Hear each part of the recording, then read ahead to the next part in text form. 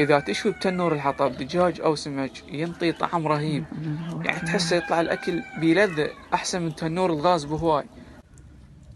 تحضيرات شواء السمك على الطريقة الخصيباوية، تنور الطين.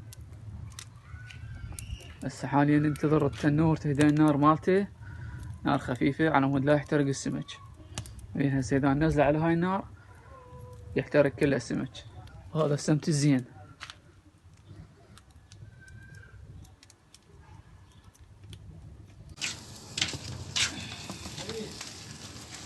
عادي.